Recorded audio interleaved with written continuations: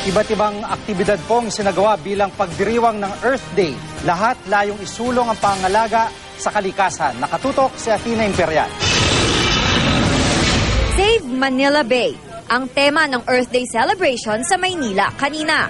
Mula sa iba't ibang ahensya ng gobyerno at non-government organizations ang mga lumuhok. Nag-costume pa ang iba. Ang ilan, gawa pa sa recycled materials ang suot.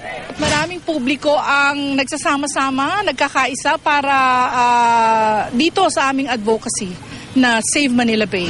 Sa seawall sa Ross Boulevard, nagkapit kamay ang mga advocate at bumuo ng tinawag nilang Green Link, kung saan nakiisa rin ang ilang siklista. Ang Philippine Canoe Kayak Federation, nagpakitang gilas din. Ang ilang batang nakilahok, gumuhit at nagpinta.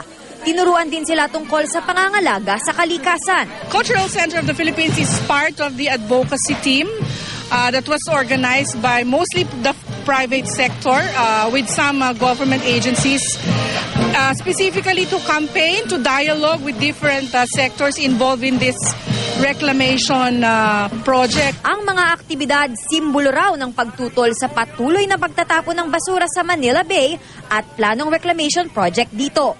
Bukod daw kasi sa posibleng pagbaha, mahaharangan pa raw ng itatayong mga gusali ang view ng sunset. Nasa 300 siklista naman ang lumahok sa Earth Day celebration sa Quezon City. Pumadyak sila mula Cubao hanggang sa tanggapan ng DENR sa Visayas Avenue. Ipinaalala naman ng ahensya ang kahalagahan ng paggamit ng bisikleta at iba pang non-motorized transportation.